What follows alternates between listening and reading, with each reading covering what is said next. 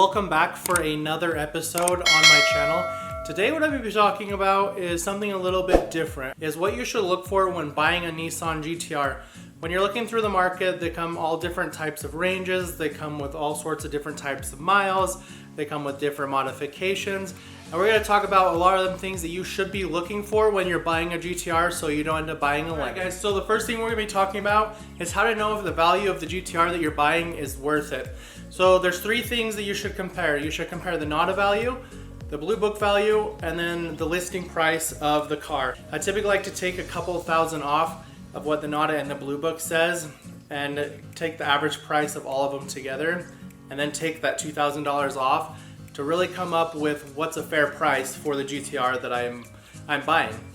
The next thing to look out for is the mileage. When you're buying a Nissan GTR, there's some anywhere from 100,000 miles to some 50,000 miles, some have 20,000. Why not buy one that has high mileage? Well, the reason for that is because these are 600 horsepower beasts. These cars produce so much power, and if you end up buying a Nissan GTR that has really high mileage, say it has 100,000, it's been modded, it's running high boost, that engine probably isn't going to last you very long like a 20,000 mileage car is going to last you. And so when you're buying a Nissan GTR, I recommend staying under 60,000 miles when you're buying one, because I mean, let's be honest, we didn't buy this car to be a lawn ornament.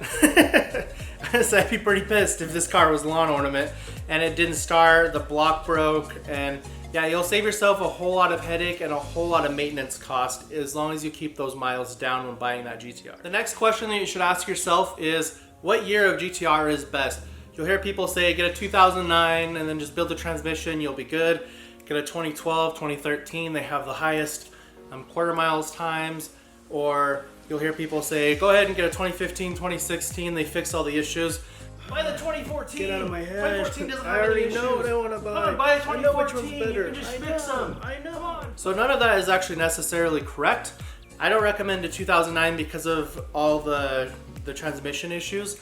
Because with the bell housing, that you get what's called bell housing rattle, which is when the bearing basically goes out and then has to be remachined and redone. It's a very expensive fix. And the 2013, 2014 models, they're really good models, solid transmissions. I do recommend those ones. And then anywhere from there up is a really good buy. When you are buying these cars on the transmissions, what you should look for is you should see how many times it's been launched. Because if it's been launched more than a couple times, you're gonna probably run into some pretty significant issues. And I don't know about you guys, but that's some expensive stuff.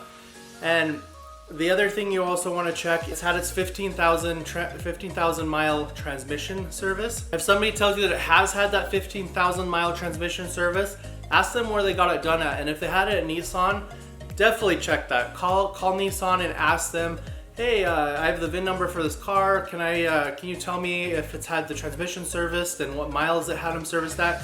Just so that you don't have somebody just lying to you to sell you their car that's breaking. Next thing to check when you are buying a GTR is checking the mods that are on the car. So you want to make sure that if you are going to buy a GTR with mods, make sure they're high quality mods. Do your research. Make sure that they didn't throw on like a $200 intake because they couldn't afford the $600 intake that they should have put on the car to have that quality performance that they were looking to gain. Let's talk a little bit about the exterior. What should you look for on the exterior when buying a GTR?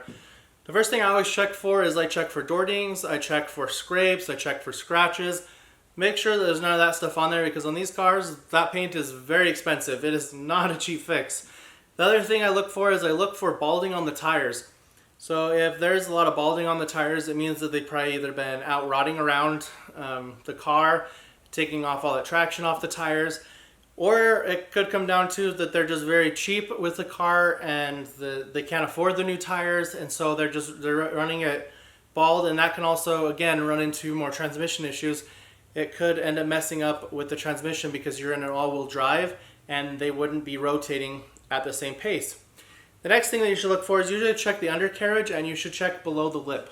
The reason for that is below the lip, you're most likely going to see a lot of scrapes, and if it's highly damaged, that means that there could be other things damaged underneath. There's scrapes or missing panels. Again, there could be some underlying issues that you can't see right now. Look under the car, see if it's leaking anything, Check under the hood, make sure that there's no oil or buildup or anything on the motor. Make sure that if there is anything, that it's just dirt and grime. And as long as you do those things, I guarantee you're gonna find you an amazing GTR. Hey guys, thank you for watching another episode. Go ahead and hit that like and subscribe button. I've got plenty more content coming out. And leave some comments below on some other stuff that you guys would like to see, because I would love to get some more ideas and some different types of videos that I could be doing, and some things that maybe you guys would want to learn. So I'm out. Peace.